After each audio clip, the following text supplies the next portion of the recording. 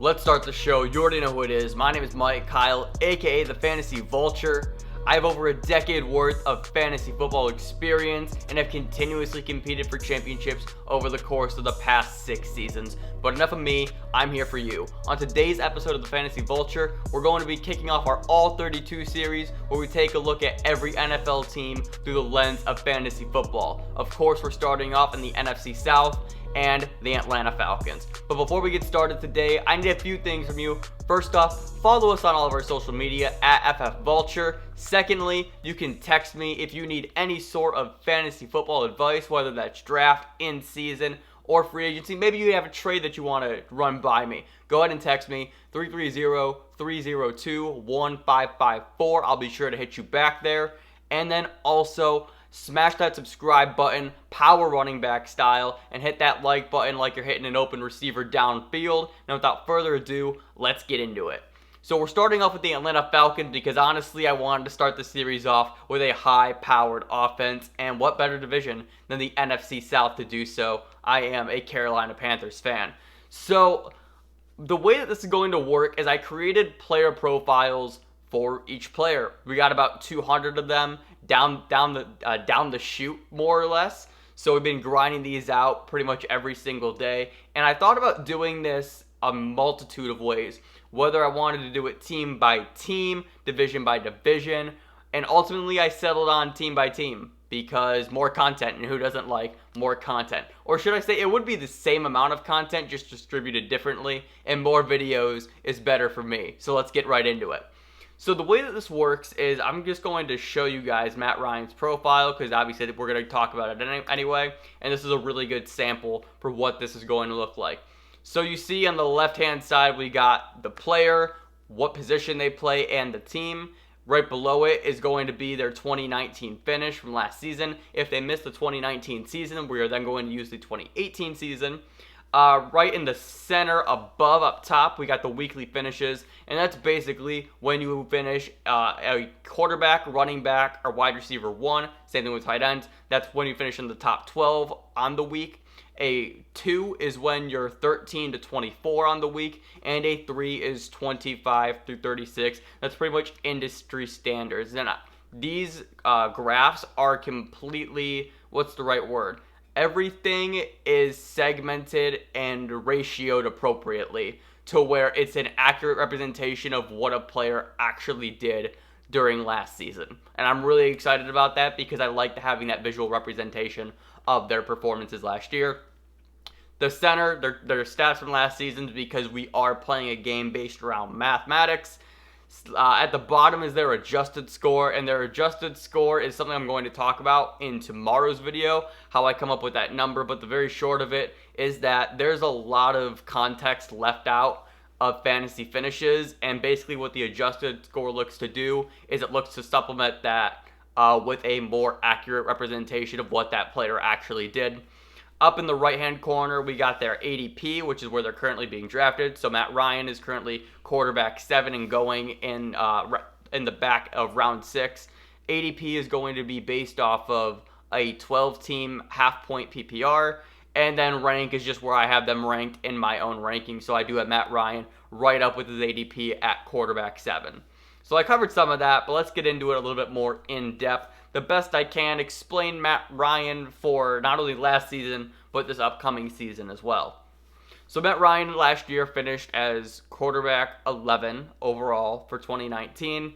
He put up 18.78 points per game. He played in 15 games. So, Matt Ryan doesn't miss games. I think he's in like the top 5 for most, or for a starting streak, because this dude just doesn't miss games. He's always very, very reliable for your fantasy team in that way. And his new adjusted finish would have put him at quarterback 10. So he moves up a spot there. And my voice is already going out because this is what happens when you record back-to-back videos. So just give me one moment. Get a drink some water. All right. So now let's get into the weekly finishes, because we're just going to kind of jump around here, but this is why we have the graphic on screen for you right now. So Matt Ryan was really, really good last year. I don't have it pulled up in front of me, Actually, I do because it's right here on screen. I lied. So he did finish as a QB1. He finished at quarterback 11. But if you look at how he got there, it's really great, right? 7 quarterback 1 finishes, which is just unbelievable. He did have 7 weeks as a quarterback 2, which is still startable. But that does obviously get a little bit rocky, considering the fact that if you are playing in a 12-team league, you are only starting 1 quarterback. So he does finish outside of the, quote, starters in that way. But still, a QB2 is totally fine, and even like for like a streamable option. And then he only had 1 game as a quarterback 3. And that's that's the story, right? 15 games, everything was in a QB3 or better. So he was perfectly fine for you to start pretty much every single week last season. As far as his stats go, you're looking at 408 completions, which led the NFL, 616 pass attempts. Let me pull up where that ranked. In terms of attempts, he was number 3. You know, like, that's the thing about this Falcons offense. This Falcons offense is so dependent on the pass because their defense is not that great. And even last year, their running game was completely non-existent. So they were forced to throw the ball a ton. And as a result, he threw for nearly 4,500 yards. Where did that rank? Let me pull that up. Yeah, he was 5th in yards last year, 27 touchdowns, 14 interceptions. You'd like to see that touchdown number go up a little bit, probably into that 30s, and the interceptions come down a bit more. But that's what happens when you throw the ball 600 times. And I do have the rushing stats for quarterbacks just because, as I talked about in my first video, if you missed that, it's basically a recap of my fantasy football experience up until this point. I do include those rushing stats because running quarterbacks are my favorite. So let's talk about ranking in ADP right now, because I think this is very important because obviously it's draft season. So let's pull up the ADP right now. I'm going to go to, let's see, position, quarterback. I'm doing all this behind the scenes, so I apologize. Yeah, so right now, that can't be right. Give me my 1 week ADP. No? Hang on. Display. Why is this not working now? Alright, regardless, we're gonna jump ahead. Give me 1 sec. There we go. That worked. Quarterback. Dope. Got it. Alright. So Matt Ryan has now dropped since I made this graphic, which was just about... Wait, that doesn't even make sense, though. July... Regardless, whatever, it's fine. So Matt Ryan's going right around that 6th, it's pretty much right around that 7th turn, or the turn into the 7th, give or take.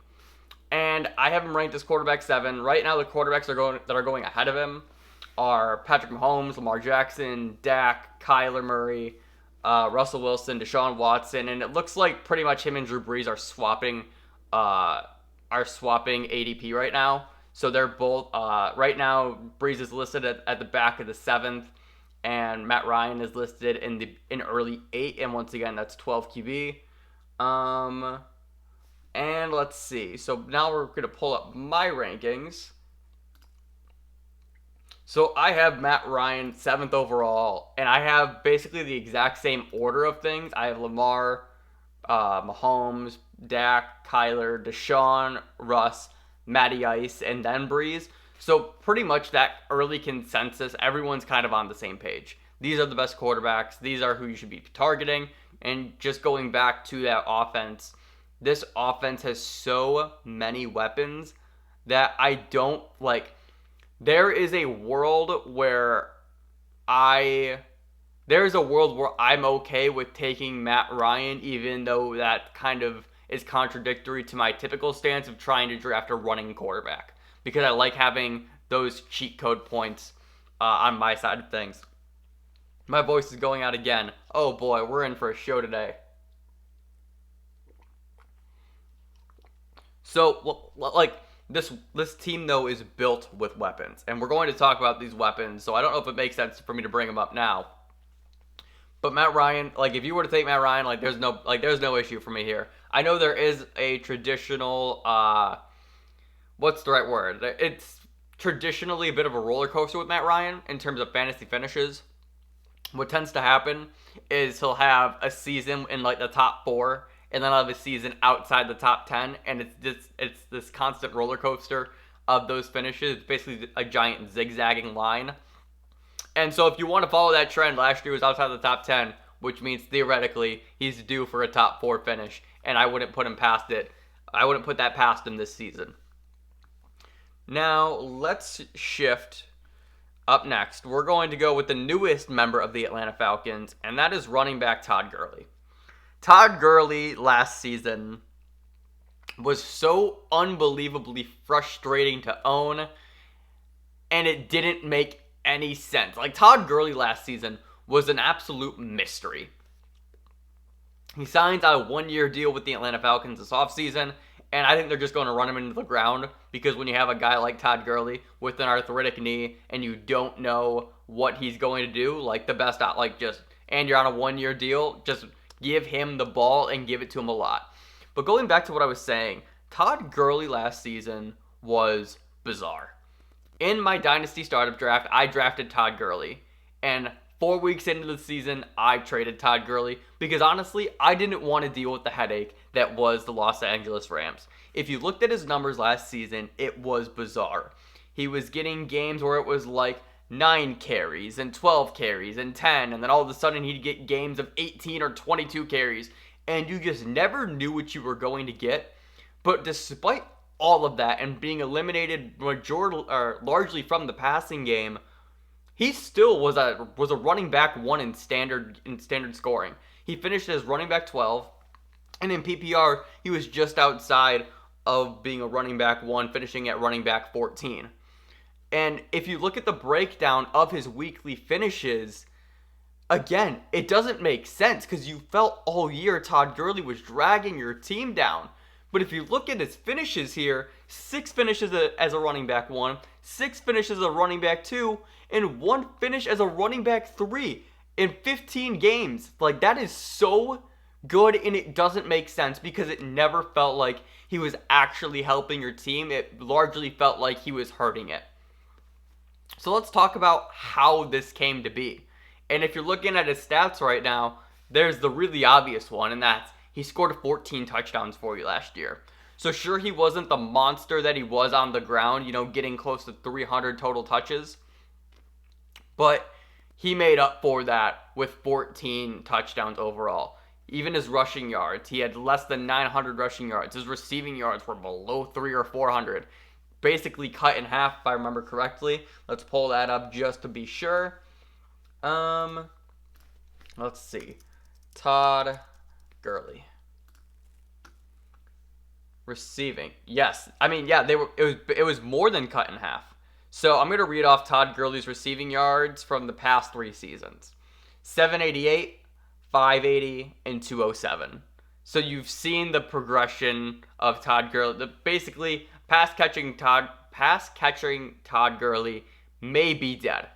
But despite that, you're still getting a guy who can get into the end zone 10 times a season, and you're going to love that every single time. There's something I want to take a note on, and that's as far as touches go. The bold number is the amount of carries, with the receptions being added on underneath. So that's not it. So in total, it represents the overall amount of touches, but I did just want to make that distinction because not all touches are the same, and I really wanted to have that context. So now let's go to the adjusted score, and I think that's the way that we are just going to kind of work throughout this. Is we're going to start with the left side, then go center, then go right, and just kind of flow our way through this. So the adjusted score for Todd Gurley averaged 13.5 points per game, essentially, a little bit more than that. He played 15 games. I've read a stat today that Todd Gurley has only missed 4 games in the past 2 or 3 seasons. Can I clarify that? Yes. So Todd Gurley doesn't miss games. I'm looking at his game log right now. In his rookie season, he missed 3 games. Didn't miss a game in 2016. Missed 1 game in 2017. Missed 2 games last year. Missed 2 games in 2018, and then missed 1 game last year. So he's missed 4 games over the course of the past 4 seasons. And yet we keep touting him like he's this injury-prone guy. And maybe he is, and that's the scary thing, because you never know when that arthritis is going to flare up. But despite that, he's just been on the field. And when he's on the field, as much as maybe we don't like it because we're so used to expecting these big game performances, Todd Gurley's still a really solid running back, man. And he's now being thrown into a what's the right word? A superpower of an offense as the only running back really there. And he's on a 1-year deal where they're going to give him the ball an absolute ton. But going back to the adjusted score, you're looking at, like I said, 15 games, and if you adjust his new score, that he's going to stay the same at running back 14. I also need to clarify this. The new finish is based upon PPR. It's not based upon standard. I understand that even though I play in a standard league as my main league, and I do have a half-point league as well. If you missed that, I did talk about that in the first video. PPR is the wave of fantasy football, just because it adds so much more value to more players. So I understand that the majority of you are probably playing in PPR formats, and that's why I opted for that route. But honestly, there's not, in my opinion, there's really not that large of a difference when you look at the totality of how some players are affected and how some players aren't. So his new finish then is RB14, so just nothing. So nothing changed essentially. What you got from Todd Gurley is what you got from Todd Gurley. Now let's look at ADP. So ADP, this blew my mind, and once again, I know that we just had issues looking up some ADPs with Matt Ryan, but let's see if that changes when we look at this. It looks like it doesn't. No, it doesn't. All right, so we're good. I don't know what happened with Matt Ryan ADP. Maybe it adjusted since I last put these in just a few days ago, but it's fine. So this blew my mind. Todd Gurley's ADP right now is damn near the 6th round at the back of 5 at 512, and he's going at running back 25. Now, why is this crazy to me? Because I have Todd Gurley at running back 12. You are looking at a massive value for Todd Gurley. I don't know if I've ever seen anything like this in fantasy, where we've had a guy who consistently has finished as an RB1, and just last season, was a very, very weird set of circumstances. And now, all of a sudden, we're drafting him in damn near the 6th round, knowing what he can do, despite an injured knee. He still got in the end zone all last season, and now he joins a better offense, and we're going to draft him at running back 25? I will take Todd Gurley in every single league this season, and I will not hesitate about it whatsoever. Some of the names that are going ahead of Todd Gurley are Marlon Mack, David Johnson, David Montgomery, Mark Ingram, James Conner, and Devin Singletary. I can keep going down this list because some of the names are absolutely wild, but taking any of those players above Todd Gurley honestly just seems kind of insulting, I'm going to be honest. And even then, you're looking at the teardrop afterwards. So the guys going behind Todd Gurley are Darius Geis, Kerryon Johnson, Raheem Mostert, Damian Williams, Kareem Hunt. What are we doing here? In what world does Todd Gurley represent the tier break from RB2 to RB3? I don't know what world we're living in, but I don't want to live here anymore. So this doesn't make sense to me whatsoever. I'm so confused by it. I'm going to pull up my rankings right now and just kind of let you guys know where I have Todd Gurley. Once again, I said I have him just out towards the back end of RB1. So some of the guys I have above Todd Gurley are Josh Jacobs, Miles Sanders, Aaron Jones, and then the traditional list of guys that you would have in that top set of RBs. But then behind him, I have Austin Eckler. Directly behind him, should I say. I have Austin Eckler, Nick Chubb, Leonard Fournette, Chris Carson, Melvin Gordon, Clyde Edwards-Helaire. To me, in that area, so to me, that's top 18. No matter how you slice this, Todd Gurley belongs in the top 18 of running backs. How he's at running back 25, I don't know, but all I see is value stamped across his forehead. Give me all of Todd Gurley this season. Now let's go over to the wide receiver core of the Atlanta Falcons and Julio Jones. We're going to start tried and true, baby.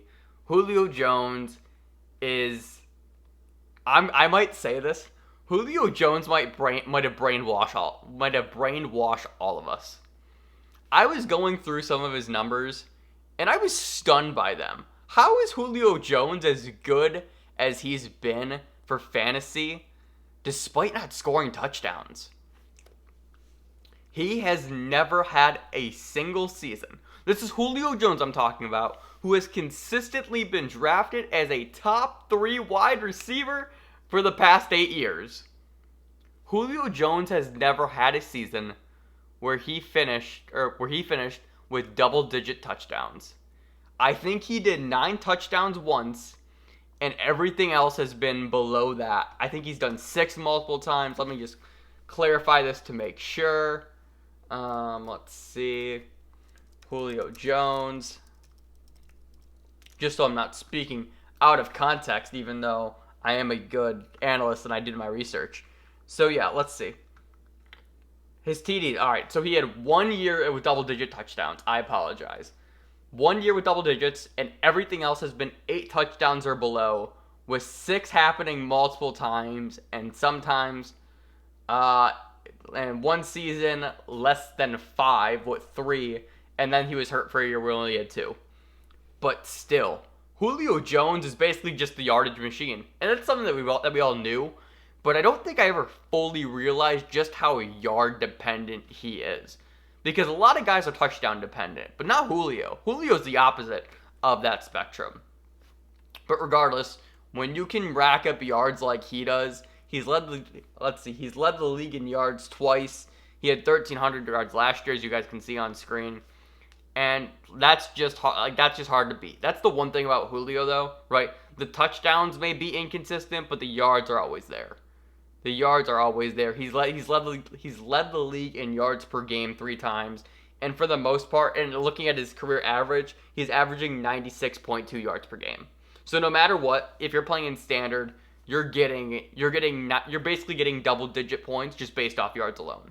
And then obviously you throw in PPR with receptions, and you're getting, let's do math here. Can I do math? Yards per reception? That doesn't help me. Receptions per game? Thank you. And half point, you're getting 3 extra points per reception, and obviously that doesn't factor in touchdowns either. So Julio Jones is consistency when it comes to fantasy football, and getting that as your first wide receiver off the board can just be deadly for other opponents.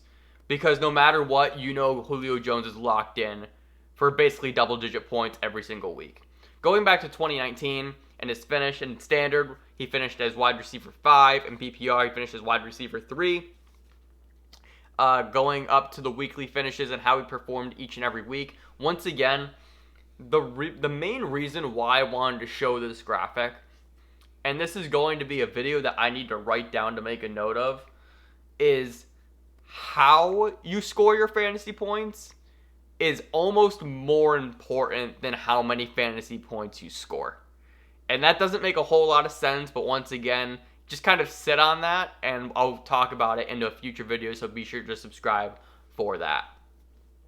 But going back to Julio Jones, he had 6 games as a wide receiver 1, 2 games as a wide receiver 2, and 5 games as a wide receiver 3. So Julio Jones really was up and down all last season. And that was something that we kind of felt the effects of, especially with the emergence of Calvin Ridley during last season, should I say. You got your Julio games, right? You got your Julio games where he was going to absolutely win you your week. But you also got these really weird games where he was almost non-existent. Like Julio Jones shouldn't be finishing with 5 games as a wide receiver 3. He shouldn't. Is he startable there? Yeah, sure. But you don't want that from your number 1 wide receiver, from your first round pick, from your early second round pick. So it was either really good or really bad for your team. But going back to the stats, 157 targets, 99 catches. Look at those yards. They are beautiful. And the touchdowns are just kind of Typical Julio. What can you do? Where did he finish in terms of targets last season? Because he's got to be... Let's see. Julio Jones. He was number 2 in the league in targets. Behind Michael Thomas, who just gets the ball 40 times a game.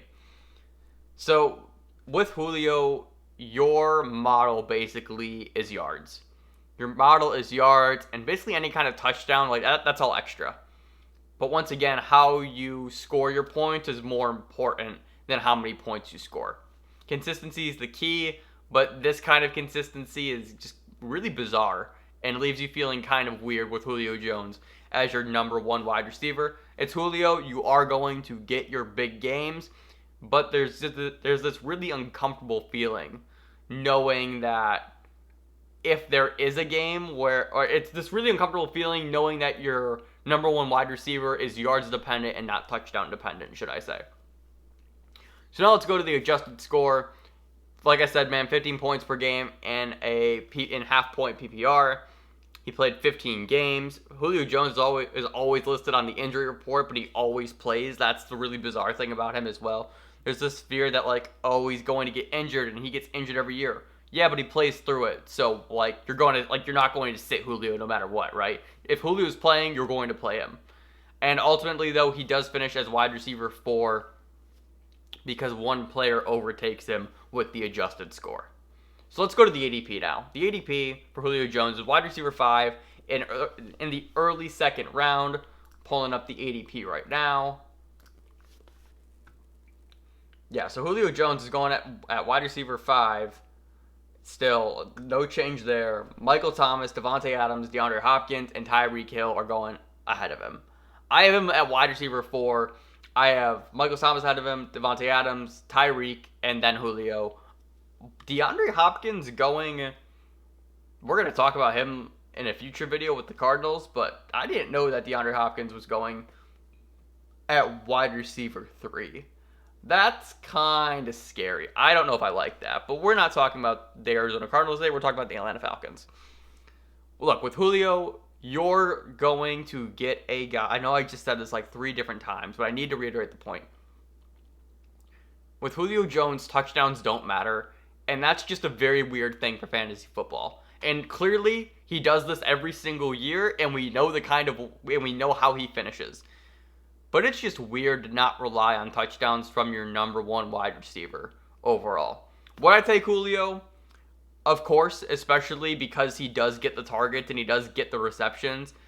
And in a half-point PPR, those things are just too valuable.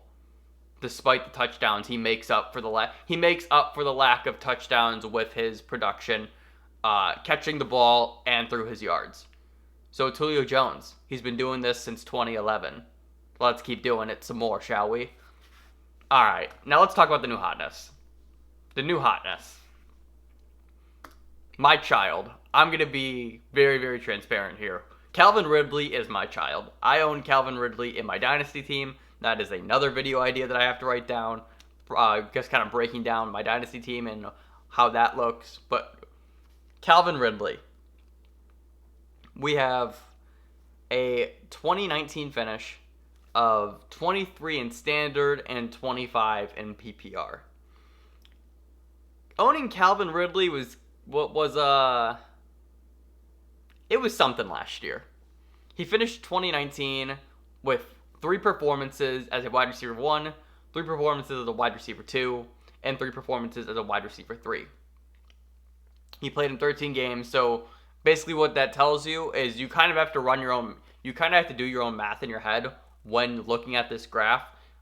So basically add up the week amount of wide receiver 1, 2, and 3 finishes, and then take the amount of games played and figure out where he finished a wide receiver 3, or where he finished worse than a wide receiver 3. So there were basically 4 games where he was worse, where he was a wide receiver 4 or worse. I need to figure out a better way to say that, because I know that sounds a little bit confusing and a little bit of mumbo jumbo, so I do apologize. But regardless of what we saw last year, and there were games where he was absolutely incredible, but there were also games where he let you down, and that was a bit frustrating as a Calvin Ridley owner last season. But regardless, and this is where a lot of the love for Calvin Ridley this offseason goes to, because he's basically the fantasy golden child of this offseason. Is you started to see the emergence of him in this offense. Because the issue with Calvin Ridley last year was there was Julio, there was Mohamed Sanu, there was Austin Hooper, and then there was Calvin Ridley. And so you then had 4 mouths to feed. Well, they traded Mohamed Sanu to New England. They let Austin Hooper go, and they did bring in Hayden Hurst, who we're going to talk about, who I love this year. But now the room really started to open up for Calvin Ridley to go to work. And that is beautiful because Calvin Ridley is a damn good NFL wide receiver.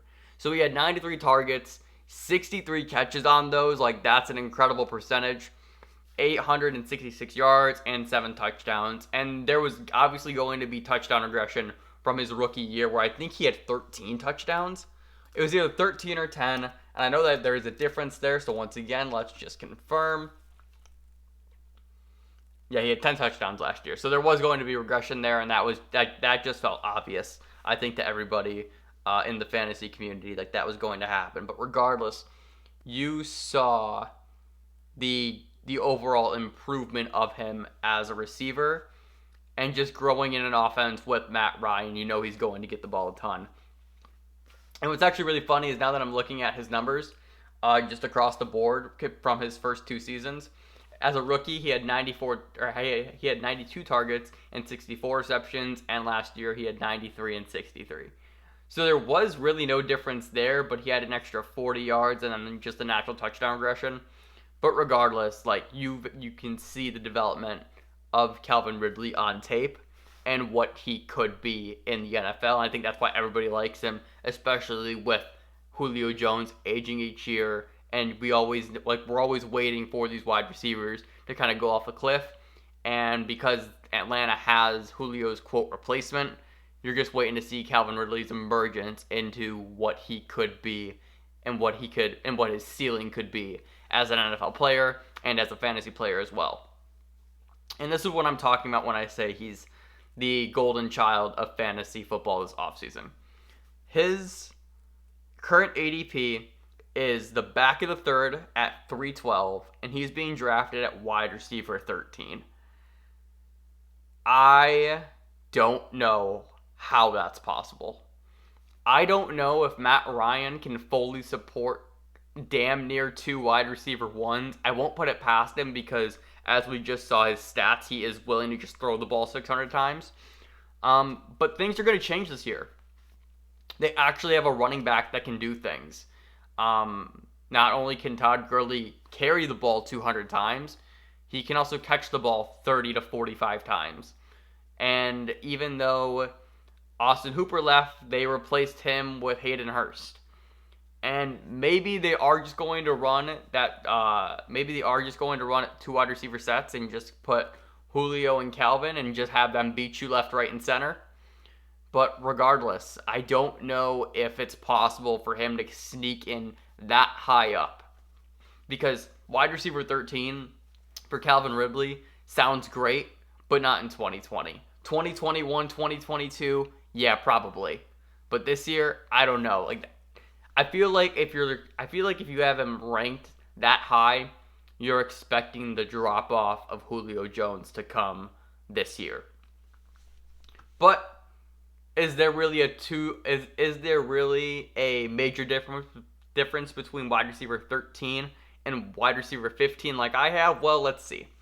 Let's pull up the ADP calculator for Calvin Ridley. So Calvin Ridley is going ahead of T.Y. Hilton, Cortland Sutton, A.J. Brown, D.J. Moore, Keenan Allen, Stephon Diggs, and D.K. Metcalf. Those are the run behind him. And he is going behind, he's going behind Allen Robinson, Cooper Kupp, Adam Thielen, Amari Cooper, Kenny Golladay. And then your basic group of wide receiver ones at the top. Comparatively, I have my rankings, and we're going to discuss these right now. I have Calvin Ridley at wide receiver 15. And it all depends on a few players for me, because I do feel like there are other players that the fantasy community is just criminally undervaluing. So, for example, I have Juju Smith-Schuster ahead of Calvin Ridley. I have Odell Beckham ahead of Calvin Ridley.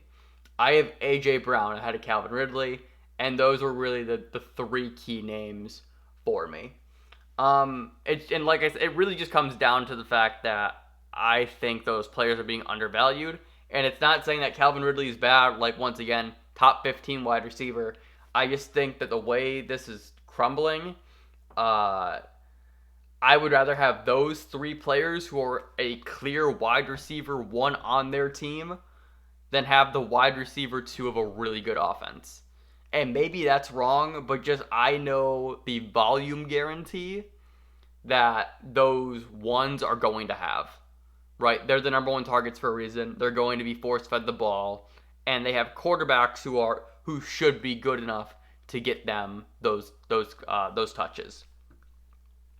And that is always the interesting question, right? What's more valuable? A wide receiver one on a team or a wide receiver two on a really good team? I don't know if there's a right answer for that, but I do think something that's really interesting is Cooper Kupp was ranked ahead of Calvin Ridley, and I have Cooper Kupp at wide receiver 17. So that might have to be an adjustment to be made there. Just something I'm thinking about right now, so that could be something that changes in the future. Overall, though, Calvin Ridley is going to be a star wide receiver in this league. I just don't know if that's going to be this year. And I'm speaking this as somebody who loves Calvin Ridley. Like I said, I have him on my Dynasty League team, but my expectations for him are tempered just a little bit. Did I even talk about his adjusted score? Regardless of his adjusted score, he had 12.7 points per game. He played in 13 games. He missed I think it was 3 games with a foot injury, if I'm not mistaken. And his new adjusted finish is wide receiver 17 on the year. And with that adjusted, like, that kind of proves my point, is I don't think he has that ability to be damn near a wide receiver one, but to be a middle of the pack wide receiver two. I feel like that's where he's at right now. So my rankings kind of reflect that at the very least. And finally, the tight end position. Say hello to Hayden Hurst, who is my favorite tight end this season. Hayden Hurst was basically splitting time with Mark Andrews last season in Baltimore, and the Falcons were smart enough to scoop up Hayden Hurst. I believe they traded for him. I forget what the conditions of the trade were, but regardless, Hayden Hurst was behind Mark Andrews, and Mark Andrews is clearly a special special tight end for the Ravens, for the NFL, for fantasy. But Hayden Hurst, I think, is still pretty good. And the reason why his numbers are going to look that bad is because, once again, he was playing behind Mark Andrews. But what happens when Austin Hooper, who for the majority of last season was the tight end one, tight end two, he then got hurt, and then, of course, that's going to impact where he finished. What happens when you have someone come in and replace that role? Obviously, it's a little bit different due to this offseason being predominantly virtual, so you don't know how that team chemistry is going to look between him and Matt Ryan. But Matt Ryan likes to throw to the middle of the field. And when you have a guy like Hayden Hurst, who where we've seen before, even if it's just these little spurts that he can do something, give me all of Hayden Hurst. He's not going to cost you a whole lot. You can see his ADP is tight end 12, going in the 9th round, in the back of the 9th. I'm willing to take my shot there. I don't know why you wouldn't. If knowing what we've seen from this offense, like I've said for the 4th time now, Matt Ryan throws the ball 600 times a year, and knowing that the hole that was left by Austin Hooper is now filled by a guy who should be capable enough to take it, why wouldn't you want to take your shot on that? And if not, you can drop him and just scoop somebody off the waiver wire in week 2 or 3. But let's go over his fantasy finish. And once again, like, this is where it doesn't really matter, because last year he was a backup tight end. So he finished in both formats as tight end 34. His points per game was 3.9, 16 games, new finish, adjusted finish was 36. But this is what I really want to focus on right now. He had 39 targets, caught 30 of those. Basically averaged 10 yards a catch and 2 touchdowns. That's what you're looking for, at least from a tight end. He has the ability to catch the ball and do things with it. And to me, you throw him in an offense like this, good things are bound to happen. So I'm not crazy about Hayden Hurst as far as my rank. It's not like I have him ranked in the top 5, but I do have him as a tight end 1 and a little bit on the inside compared to the ADP at tight end 9. Let's talk about who is going where ahead of Hayden Hurst. Let's pull this up. We're going to look at tight ends. So ahead of Hayden Hurst is Noah Fant, Jared Cook, Austin Hooper, Tyler Higbee. The only person who I'm taking, I think, let me make sure of this so I don't mess that up. Once again, I don't want to give you wrong information. Yeah, the only two I'm taking ahead of Hayden Hurst are Tyler Higbee and Jared Cook. And even then, I have Jared Cook at number 8 and Hayden Hurst at number 9. So the consensus kind of seems to be Hayden Hurst could be a guy that breaks out this year. I'm just more convinced of it than the current consensus, at least. And once again, just this offense. This offense is going to be fantasy gold. And it's been fantasy gold for the past 6 seasons. It's been fantasy gold. You go back longer. Remember Roddy White? I'm sure that's a name you haven't thought of in a while, unless you're a fan of the Falcons. We had Roddy White. We had Tony Gonzalez. We had Matt Ryan. We had Julio Jones. And now here we are, this new wave of players. We had Devonta Freeman, right? This offense has always been high-powered. It's been high-powered for a decade, man. Since I started playing fantasy football, the Atlanta Falcons have had a high-powered offense. And this trend just continues. If you want to give me any Atlanta Falcon this year, I'll be more than happy to take any of the 5 players I just listed. I don't know what else to say.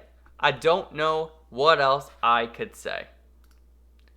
So I think that's going to do it for episode 1 of All-32, our 32-team preview for every single NFL team through the lens of fantasy football. If you enjoyed this video, be sure to leave a like and subscribe down below. If you missed our earlier video where I talk about my fantasy backstory and just kind of give you guys the full scope of who I am as a fantasy football player and self-proclaimed fantasy analyst, a link to that will be linked right up here or in the description down below. Be sure to follow me on all social media platforms at FF Vulture. And also, do me a favor, shoot me a text about anything fantasy related, 330-302-1554. It's going to be a damn good time over there. And I think that's it. I think that's all I have to plug.